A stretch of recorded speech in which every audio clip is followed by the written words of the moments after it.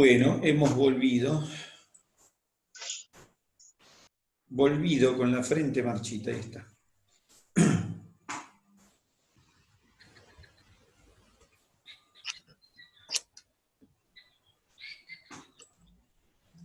Bueno, ahí va. Bueno, entonces estábamos contando que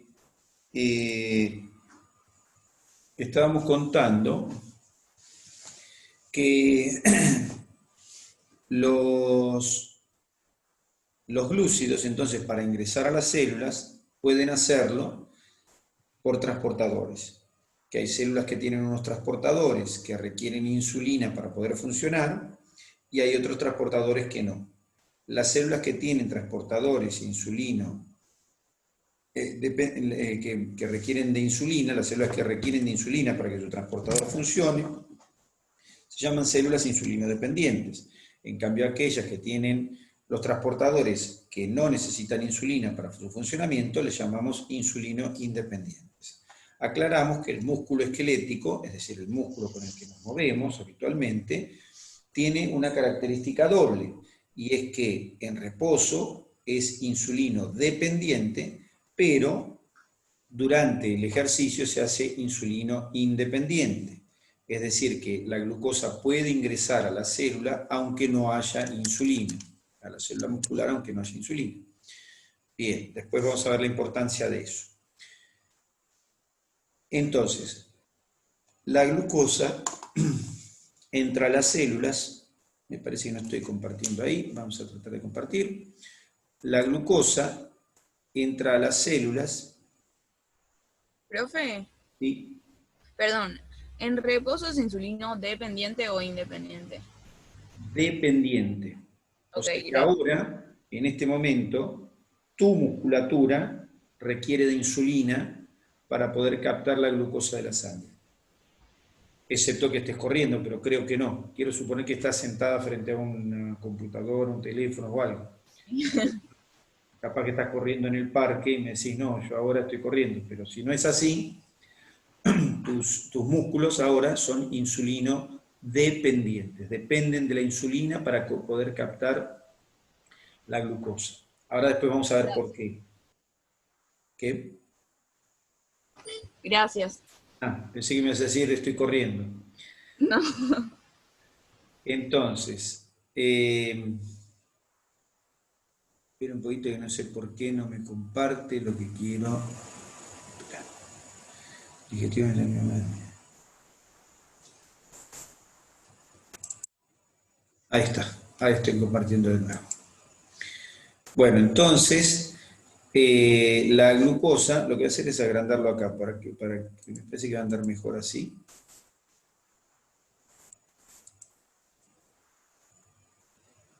Ahí va. Ahí va a estar mejor así. Ahí se lee, ¿no es cierto? Se puede leer, transporte de glucosa, todo se lee perfecto. Yo lo leo perfecto, pero por ahí, ¿lo ven todos eso ahí? ¿Ven bien así? Sí, sí se ve. No la abro porque cuando la abro, como está descargando el otro, hasta que no termine de descargar, si la abro, empieza con el tema de los píxeles y estamos media hora para abrir una diapositiva. En cambio así ya queda ahí y listo. No lo abro como diapositiva y en esta función de Power, ahí la vemos perfecto. Total es lectura esto más. Bueno, entonces decía que la glucosa entra a la sangre, pasa por la sangre, va por la sangre, de la sangre al intersticio puede pasar libremente, por diferencia de concentración, puede pasar de la sangre al intersticio, como pasa cualquier líquido de la sangre al intersticio en un capilar. Es decir, en el capilar los glúcidos pueden pasar perfectamente al intersticio por difusión, siguiendo gradiente de concentración. Es decir, en el intersticio hay menos glucosa, en el plasma hay más, entonces la sangre pasa del plasma que va dentro del tubo sanguíneo, adentro del vaso sanguíneo, pasa desde el plasma, o sea, de la sangre, pasa al intersticio, libremente. No necesita transportador ni nada porque pasa entre las células del endotelio. Luego, en el intersticio, las células captan la glucosa la glucosa es captada de forma insulino dependiente o insulino independiente. En cualquiera de los dos casos hay un transportador en la membrana plasmática que hace que la glucosa entre dentro de las células. Una vez dentro de las células, ¿qué sucede con la glucosa? Bueno, una vez dentro de las células, la glucosa le pasa lo que le tiene que pasar para que no se escape. ¿Vieron glucólisis ustedes? Sí. ¿En Sí. Sí, sí. Interpretó que sí. Ya sabía que sí, pero lo pregunté en realidad para que me contesten. Me contestó una sola, pero deben haber contestado todos. Bueno, entonces, ¿qué le pasa a la glucosa cuando entra a cualquier célula del organismo? Es fosforilada. Se fosforila, como dice ahí. ¿Y por qué se fosforila? Para que no pueda salir de la célula. Muy bien, perfecto. Para que no se escape. Se fosforila para que no se escape de la célula. Es decir, como no queremos que se escape de la célula, la fosforilamos. Las células la fosforilan. Las células la fosforilan. Estaba viendo cuántos son. Son poquitos, che. 16, el resto. Bueno, entonces, la fosforila una enzima. ¿Cómo se llama la enzima que fosforila la glucosa? Exoquinasa. Es una exoquinasa que se llama glucoquinasa. ¿Está bien? O sea, es un tipo de exoquinasa. Las exoquinasas fosforilan moléculas de 6 carbonos. En este caso, la exoquinasa específica se llama glucoquinasa. Y esa glucoquinasa fosforila la glucosa, la transforma en glucosa 6-fosfato. Como dice ahí, ven, ingreso a la célula mediante la fosforilación. No es que mediante la fosforilación no se escapa. Sería mediante la fosforilación queda atrapada la glucosa y entonces la célula la utiliza. ¿Para qué utiliza la célula la glucosa?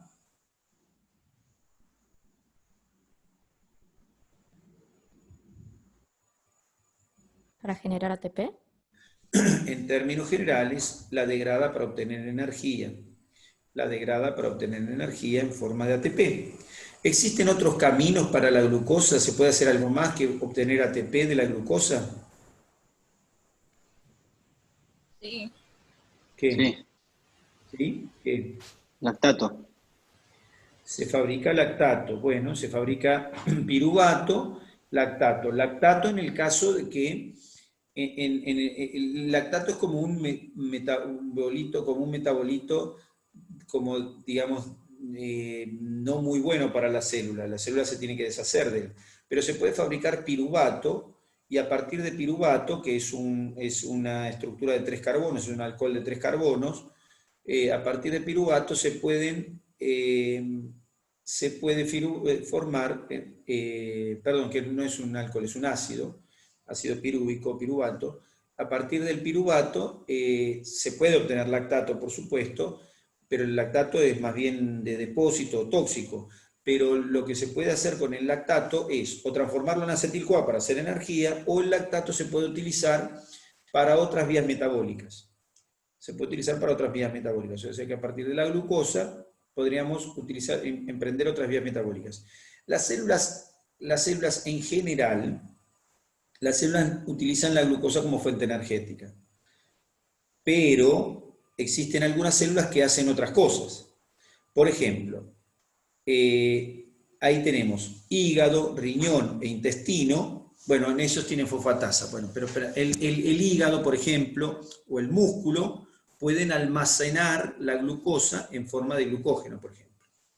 El hígado particularmente puede transformar el lactato, lo puede transformar en aminoácidos o puede transformarlo en ácidos grasos. Es decir, que las células en términos generales utilizan la glucosa como fuente energética. ¿Pueden utilizar la glucosa en otras vías alternas? Sí. Pueden utilizar otras vías alternas. Vías, por ejemplo, como vías de los alcoholes o los polialcoholes. Pueden utilizarlo en vías alternas como en la vía de las pentosas. Son vías de utilización de la glucosa, son vías metabólicas de utilización de la glucosa que pueden tener las células, de acuerdo a la célula de la que estemos hablando y la cantidad de glucosa que haya. Bien, pero en términos generales decimos que las células utilizan la glucosa como fuente energética. Suelen degradarla, la glucosa, para formar piruvato, que se transforma en acetil-CoA, que pasa por el ciclo de Krebs y genera los metabolitos que originan o que dan lugar a la cadena respiratoria y por ende la fosforilación oxidativa. O sea que mayormente es una fuente energética. Pero existen células que hacen otra cosa. Bueno, ahí está, ¿ven? Catabolismo, ahí lo tienen, el catabolismo, ¿ven? Ahí dice, glucólisis, se cataboliza la glucosa, ácido pirúvico, como se ve acá, ¿ven? La glucólisis, entonces, que se produce en el citosol. Para esto utilizan las células la glucosa, ¿ven? Glucólisis, se obtiene... Glucólisis, ¿qué es el proceso de glucólisis? Cuando digo glucólisis... Ruptura Ruptura de De glucosa. moléculas de glucosa. y... Está bien, se rompe la glucosa. ¿Y qué obtengo?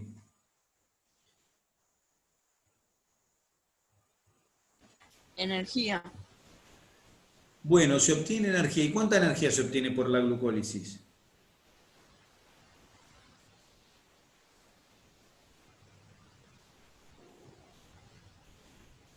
¿Cuántas moléculas de ATP se obtienen por la glucólisis? 2.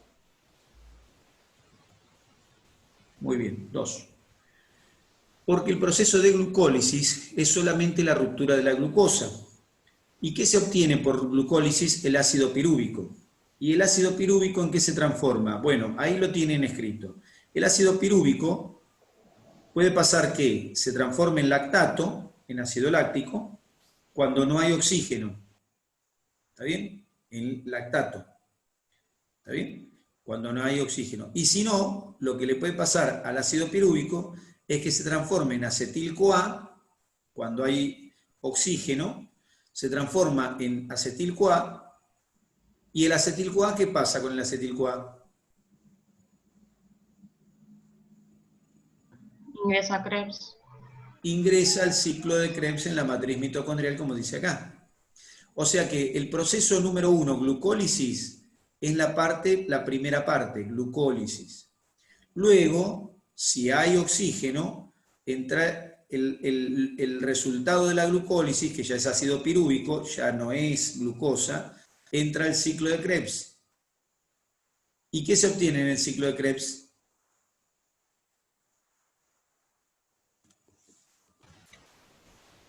Otras moléculas de energía. Se obtienen dos Nada cosas. ¿Cómo? NADIFAD. Equivalentes reductores. NAD y FAD reducidos. Además de otra cosa más. ¿Qué más se obtiene? Dióxido de carbono. Dióxido de carbono, muy bien. Se obtiene dióxido de carbono, NAD y FAD.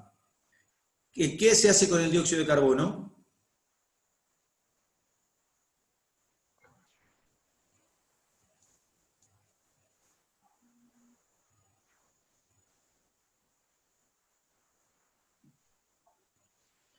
Se lo elimina. Se lo transforma en bicarbonato o directamente como dióxido de carbono libre, se elimina. Si se lo transforma en bicarbonato, se lo elimina por vía sanguínea y vía renal. Y si no, se elimina por la respiración. ¿Está bien? Se lo elimina por vía aérea. Ustedes exhalan dióxido de carbono todo el día, ustedes los humanos. ¿Exhalan dióxido de carbono todo el día? Sí, efectivamente. ¿Y dónde se fabrica ese dióxido de carbono? En el ciclo de Krebs. ¿Qué células del cuerpo hacen ciclo de Krebs?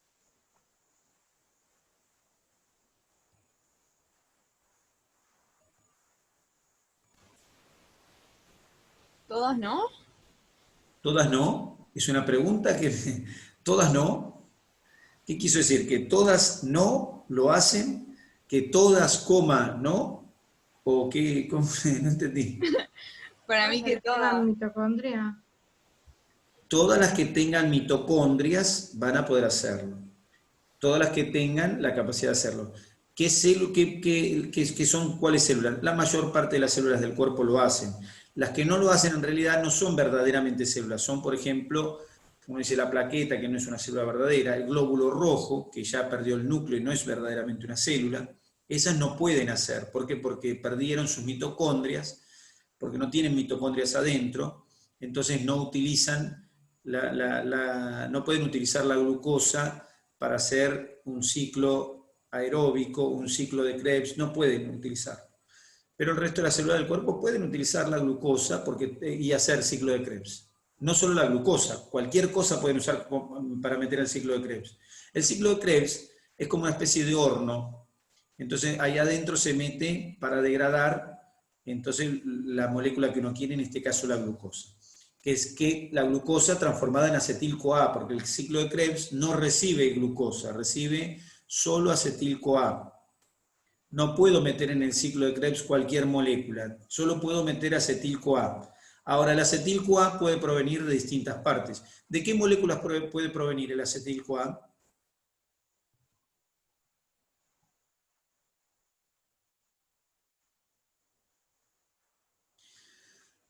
El acetil-CoA puede provenir de la degradación de lípidos, puede provenir de la degradación de glúcidos, o puede provenir de la degradación de aminoácidos. O sea que puede provenir de las 3 macromoléculas, el acetil-CoA. O sea que una vez que yo fabrico acetil-CoA, no importa con qué lo fabriqué, el acetil-CoA en presencia de oxígeno entra al ciclo de Krebs y a partir de ahí se obtiene dióxido de carbono, NADPH reducido. ¿Y qué se hace con estas coenzimas reducidas? Se las pasa a la membrana interna de la mitocondria, como dice ahí, y se produce la cadena de transporte de electrones o cadena respiratoria. ¿Qué hace la cadena respiratoria? Genera energía. ¿Y para qué sirve esa energía? Para fabricar ATP a partir de ADP. ¿Y qué pasa con los electrones que quedan? Se unen a oxígeno y que se forma agua. Consecuencia de todo este proceso que estamos viendo de este lado, esto que marco acá abajo, todo este proceso que está acá, la consecuencia de este proceso es obtención de ATP, obtención de dióxido y obtención de agua. O sea que estas 3 cosas, ATP, dióxido y agua, son el producto del catabolismo de los glúcidos. O sea que los glúcidos pueden transformarse en estas estructuras. Ahora, en esto. Ahora, los glúcidos, la glucosa y otros glúcidos, pueden utilizarse también estructuralmente. Esta es la utilización habitual. Lo que nosotros comemos pasa esto, pero también se puede utilizar, lo que comemos o lo que va circulando, se pueden utilizar los glúcidos para otras cosas. ¿Para qué se podrá utilizar un glúcido además de para hacer energía? Acá lo utilizamos como quien dice para hacer dulce, lo desmenuzamos y nada. Y si no, ¿para qué lo utilizamos a los glúcidos? ¿No puede ser como reserva de glucógeno? Bueno, se puede utilizar como reserva, perfecto, se puede utilizar como reserva, se puede guardar, perfecto. Pero ahora vemos eso. ¿Y si no es como reserva? ¿Para formar estructuras? ¿Cómo? Para formar estructuras. ¿Cómo? ¿Cuáles? ¿Cómo? De la membrana celular. GAGs. ¿Cómo qué cosas de la membrana celular? Los glúcidos no están sueltos. Los GAGs. ¿Los? Glucosaminoglicanos. Glucosaminoglucanos, GAGs. Bueno, esos no suelen estar en la membrana, pero sí, glucosaminoglucanos. Es decir, se pueden utilizar para formar, por ejemplo, los podemos unir a proteínas y formar glucoproteínas o aminoácidos, glucosaminoglucano, ¿está bien? Aminoglucano, glucosaminoglucano. Lo puedo unir a proteína, a prótidos, ya sea proteína y formar glucoproteína, aminoácidos y formar glucosaminoglucanos.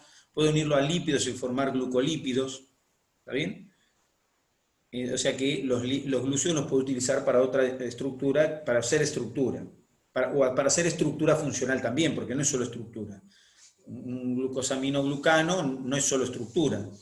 una glucoproteína de membrana no es solo estructura, tienen funciones esas cosas. Pero bueno, pero forman estructura, forman algo más grande. Bien, entonces lo utilizamos los glúcidos como fuente energética o para reconstituir estructuras con proteína o con lípido que están tanto en la membrana celular como incluso fuera, porque hay células que fabrican esos glucosaminoglucanos que los liberan al medio. Por ejemplo, el fibroblasto fabrica gran cantidad de glucosaminoglucanos porque fabrica medio extracelular. ¿Está bien? Bueno.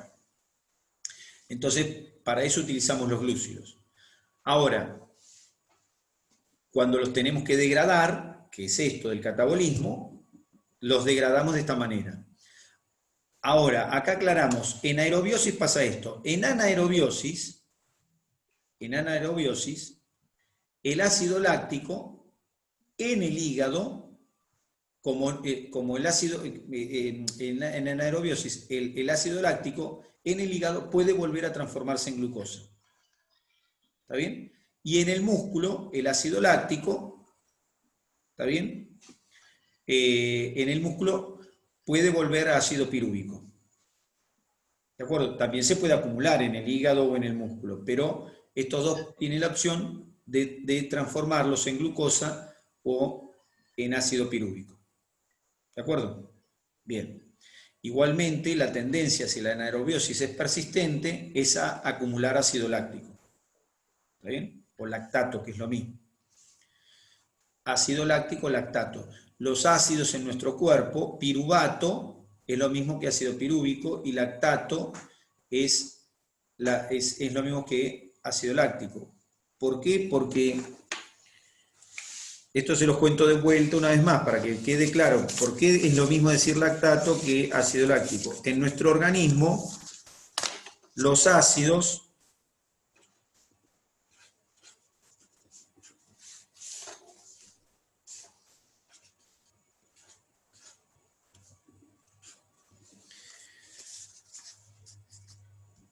ahí tienen dos, ven que de un lado dice COOH y en el otro lado dice COO. ¿Qué falta de este lado? ¿Qué falta acá? El hidrógeno de este hidroxilo. ¿Está bien? Bueno, en nuestro cuerpo ese hidrógeno suele estar disociado. En nuestro cuerpo suele estar disociado por nuestro pH, que es ligeramente alcalino. Entonces estos ácidos suelen estar disociados. La forma disociada del ácido láctico es el lactato. La forma disociada del ácido pirúvico es el piruvato. ¿Está bien? O sea que es la forma carboxílica, que es esta forma. Esta es la forma ácida y esta es la forma carboxílica. Bueno, la forma carboxílica es la que suele estar de nuestros ácidos. Nuestros ácidos suelen estar en forma carboxílica, es decir, en forma disociada, y por eso es que le llamamos lactato en vez de ácido láctico, piruvato en lugar de ácido pirúvico, o lo que quieran con ato. Todos los que terminan en ato son ácidos que han perdido su hidrógeno del oxidrilo. Por eso es lo mismo. ¿Está bien? Hago esta aclaración porque por ahí ustedes me escuchan decir lactato o ácido láctico y estamos hablando de la misma cosa. O si digo piruvato, ácido pirúvico, o si digo beta-hidroxibutirato o beta-hidroxibutírico, lo mismo, sigue siendo lo mismo. Una es la forma ácida y la otra es su forma carboxílica y es lo mismo. Y en nuestro organismo suelen estar los ácidos en forma carboxílica por el pH que tenemos, que es más bien alcalino, entonces los ácidos suelen perder su hidrógeno. Bueno, entonces, ¿se entendió esa explicación que acabo de dar? Sí. ¿Sí? Un sí medio por ahí. Sí, sí. Sí, sí. Bueno, entonces, esto hacemos con la glucosa degradándola. Ahora, la glucosa, los glúcidos, tenemos procesos de síntesis de glúcido propiamente. Lo otro que hablamos de síntesis de glucoproteína no es proceso de síntesis del glúcido propiamente dicho, sino que es un proceso, una vez formado el glúcido, ¿está bien? Podemos hacer cosas. ¿Qué podemos hacer? ¿Qué más puede pasar o sea, que además de degradar el glúcido, qué otra cosa puede pasar con el glúcido en sí? Se lo puede formar, se lo puede sintetizar. Entonces, ¿podemos sintetizar glúcidos? Sí.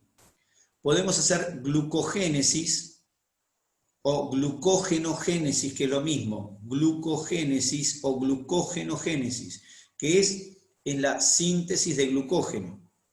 ¿Está bien? ¿A partir de qué se fabrica el glucógeno? Glucosa. De glucosa, obviamente. Muy bien. ¿De qué va a ser si no? Muy bien. De glucosa. Perfecto. La glucosa, que proviene, ahí dice, de la sangre, ¿está bien?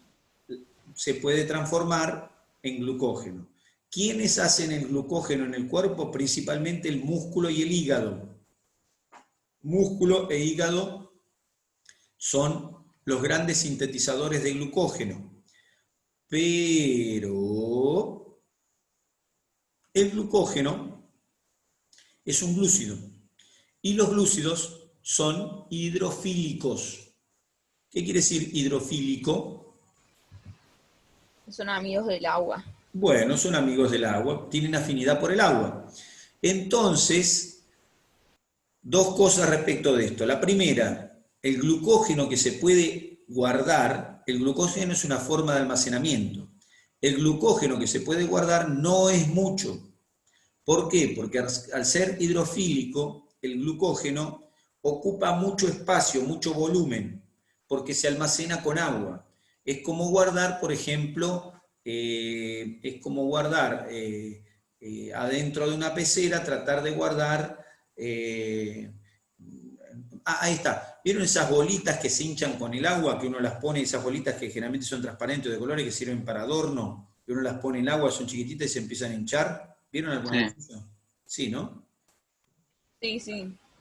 Esas bolitas, bueno, si yo quiero poner dentro de un frasquito chiquito o dentro de la taza de oso, quiero poner 1000 de esas bolitas, las puedo poner, pero si pongo agua, se me salen todas. ¿Está bien? Se empiezan a salir porque se llenan de agua y empiezan a empujarse entre ellas hasta que se empiezan a caer algunas para afuera. Bueno, entonces, en mi taza de oso robada, no es mía, pero no importa, es como si fuera. Bueno, entonces, los glúcidos, el glucógeno puede ser una forma de almacenamiento de la glucosa, pero es una forma poco eficiente. Por un lado eso, es decir, que el glucógeno en nuestro cuerpo no se puede almacenar en gran medida. Por otro lado, la segunda cosa es la siguiente. ¿Cuál es la segunda cosa? El músculo tiene, como todas las células que captan la glucosa, tiene la glucoquinasa, es decir, el músculo puede guardar la glucosa, porque tiene glucoquinasa, pero no puede devolvérselo a la sangre. Entonces, el glucógeno del músculo es solo para el músculo. El músculo guarda su glucógeno y lo usa cuando lo necesita, pero solo para él. El hígado, en cambio, tiene una enzima que es eso creo que estaba escrito acá, que es la fosfatasa, ¿sí? Es una fosfatasa, y la fosfatasa del hígado, ¿está bien? También la tiene el riñón e intestino, como dice acá, principalmente la tiene el hígado, le permite al hígado devolverle a la sangre la glucosa. Lo mismo pasa con el intestino y el riñón. Tienen la fosfatasa, ¿está bien? Principalmente el hígado, pero también la tiene el riñón e intestino. Tienen la fosfatasa y son los únicos órganos que le pueden devolver a la sangre la glucosa. De modo tal que el hígado puede almacenar el glucógeno y lo puede degradar y devolvérselo a la sangre. ¿Está bien? Es prácticamente el único órgano que puede hacer eso, porque el intestino y el riñón, si bien pueden devolverle la glucosa a la sangre, no son almacenadores de glucógeno. Entonces, pueden darle glucosa a la sangre, pero no tienen almacenes de glucógeno. ¿Por qué? ¿Para qué le sirve? ¿Para qué le sirve al hígado tener almacenes de glucógeno con el cual puede inundar la sangre en forma de glucosa. ¿Para qué le sirve al hígado? Le sirve para regular la glucemia. El hígado es un órgano regulador de la glucemia. Es decir, que el hígado puede regular los niveles de glucosa que hay en la sangre. Bueno, llegó el corona. Bien, entonces, Profe, sí, una pregunta, pero ¿cuánto estaríamos hablando que se reserva? ¿Cuánta cantidad? muy poco, muy poco. El glucógeno hepático alcanza para... Es así, el glucógeno del músculo se utiliza durante el ejercicio, ¿sí? Y al músculo en sí, durante el ejercicio, le sirve para unos minutos. Unos minutos. Nada. ¿Está bien? El glucógeno del músculo, que lo usa el músculo. El glucógeno del hígado, que puede ir siendo liberado a la sangre, dura también muy poco, unas horas. ¿Está bien? Como glucógeno, como fuente de glucosa para poder modular la glucemia. ¿Está bien? Unas pocas horas, no mucho más. ¿Está bien? Entonces, nada, no sirve. ¿Pero por qué? Porque no se puede acumular mucho. ¿Y por qué no se puede acumular mucho? Simplemente porque le ocuparía al hígado, a cada célula hepática, le ocuparía mucho espacio guardar glucógeno. Mucho espacio, ¿por qué? Porque guarda agua, es como una esponja, se guarda el agua, es como esas bolitas que guardan el agua. Entonces no se puede acumular mucho. Bien. Glucogenogénesis o glucogénesis es lo que hace el hígado. Para hacer glucogénesis, la insulina estimula esa glucogénesis. La síntesis de glucógeno es estimulada por insulina. Ahora vamos a hablar una palabra de la insulina en este instante, en un ratito. Ahora. Bien. ¿Qué más se puede hacer con los glúcidos? Los glúcidos se los puede sintetizar.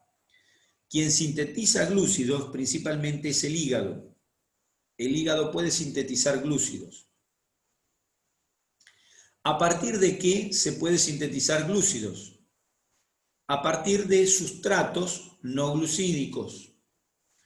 ¿Cómo qué? Como aminoácidos o como ácidos grasos. O sea que a partir de ácidos grasos, el hígado es capaz de fabricar glucosa. A partir de aminoácidos, el hígado es capaz de formar glucosa. Es decir que si no hay glucosa suficiente, el hígado la forma. ¿De acuerdo?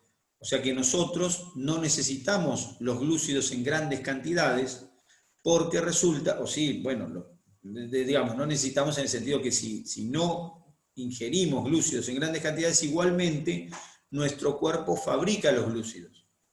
Principalmente lo hace el hígado, ¿está bien? Por acción del glucagón. El glucagón estimula al hígado para que fabrique glucosa a partir de sustratos no glucídicos. A partir de sustratos no glucídicos fabrica entonces la insulina, el hígado glucosa. ¿Está bien? Pero se puede obtener glucosa también por degradación del glucógeno. Entonces, por degradación de glucógeno, ahí dice glucogenólisis, degradación del glucógeno. El hígado y el músculo pueden degradar la glucosa y transformar, el glucógeno y transformarlo en glucosa. Ahí dice, el glucagón estimula la degradación del glucógeno para transformarlo en glucosa, el glucagón. Y además puedo sintetizar glucosa, gluconeogénesis, que eso se hace en el hígado particularmente, por acción de glucagón y de glucocorticoides. Ahí están los glucocorticoides también. ¿A partir de qué? A partir de, como dice ahí, de aminoácidos, a partir de glicerol, y a partir de, ahí no está anotadito, pero a partir de triglicéridos, que proveen glicerol, por supuesto, pero que también pueden proveer piruvato. ¿Está bien? También pueden proveer de piruvato. Entonces, puede obtener a partir de moléculas que no son glúcidos, puede obtener glucosa. ¿Está bien? Por acción de glucocorticoides, por acción de glucagón. Puede obtener glucosa. O sea que ahí tengo los glúcidos. Entonces el glúcido puede ser degradado o el glúcido puede ser sintetizado, ¿sí? Es decir, puedo sintetizar el almacenamiento, que es el glucógeno, o puedo volver a fabricar glucosa con ese glucógeno, o puedo fabricar glucosa de novo, o sea, de la nada, de novo, de cero, de novo. Fabricar de novo significa fabricar, armar la estructura desde la nada. O desde la nada no, obviamente desde otras moléculas, pero formó entonces los glúcidos desde otras moléculas. Entonces los glúcidos pueden degradarse o pueden formarse. ¿Está bien? ¿Hasta ahí vamos bien? Glúcidos, entonces. Más o menos. ¿Cómo? Más o menos. Digo que no entendí mucho la diferencia entre la función del glucagón con lo último, por ejemplo, del gluconeogénesis. O sea, se sintetiza a través de moléculas no glucídicas en los dos casos. O sea, en glucagón y con glucocorticoides. ¿O no? Eso es lo que no La entendí. gluconeogénesis significa neo, nuevo, génesis, formación. Formar glúcidos. Gluconeogénesis es formar glúcidos de novo, de lo nuevo, hacerlos de nada.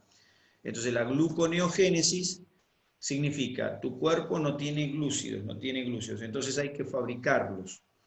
Tu sangre tiene poco glúcido. ¿Por qué? Porque lo estás usando, no comes hace rato y entonces tienes que fabricar glúcidos. Entonces los glucocorticoides y el glucagón, los dos, ¿qué hacen? Estimulan al hígado para que a partir de aminoácidos, que no son glúcidos, para que a partir de glicerol, que es un alcohol no es un glúcido específicamente ese alcohol, y a partir de triglicéridos, vos puedas obtener a partir de esos glucosa. Entonces, los glucocorticoides y el glucagón estimulan al hígado para que fabriquen esa glucosa, la liberen a la sangre y las células del cuerpo la utilicen. Por ejemplo, una neurona, son las 11 de la mañana, vos no comiste nada todavía desde ayer, y son las 11 de la mañana y tus neuronas están diciendo, quiero glucosa, amigos. Bueno, no sé si dicen así porque no sé si hablan, pero bueno. La glucosa entonces, ¿de dónde sale? De la sangre. Y la glucosa de la sangre va bajando en la medida que uno no comió. La glucemia va disminuyendo la cantidad de glucosa que hay, por ende la concentración de glucosa. Entonces, el organismo automáticamente lo hace. Esto no es que eso en un minuto determinado, esto es permanente. Los niveles de glucocorticoides y glucagón van aumentando de a poquito y van estimulando al hígado para que vaya formando glucosa desde otros sustratos, como son aminoácidos de las proteínas, glicerol y ácidos grasos de los triglicéridos. Entonces tu cuerpo va formando la glucosa que va siendo liberada a la sangre y tu célula, tu neurona va viviendo, va tranquila. Y dice, menos mal, recibo glucosa.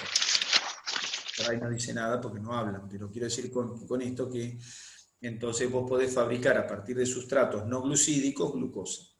¿Dónde se hace eso? En el hígado. ¿Quiénes estimulan ese proceso? Los glucocorticoides y el glucagón. ¿Está bien? Perfecto. O sea que el glucagón forma parte de la glucogenólisis, como dice ahí, pero también... Gluconeogénesis.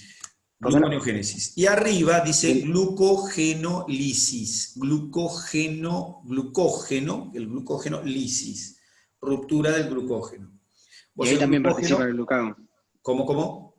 Y ahí también interviene el glucagón. Claro, porque el glucagón interviene en los procesos de obtención de glucosa. Entonces, vamos a ponerle, tu cerebro necesita glucosa. Entonces vos no comiste, vos no tenés glucosa en la sangre circulando. Entonces, ¿el glucagón qué hace? Por un lado, el almacén de glucógeno que tiene el hígado lo empieza a degradar. Y por otro lado, estimula al hígado para que además de degradar el glucógeno, empiece a sintetizar glucosa. ¿Para qué? Para tener mayor cantidad de glucosa. ¿Para qué? Para dársela a la sangre. ¿Para qué? Para que la reciban células que la necesitan. O sea que los dos mecanismos son tendientes a lo mismo. son tendientes a aumentar la cantidad de glucosa en sangre. Estas dos hormonas, el glucagón y el glucocorticoide, son hormonas hiperglucemiantes. Hiperglucemiantes. Aumentan la cantidad de glucosa en la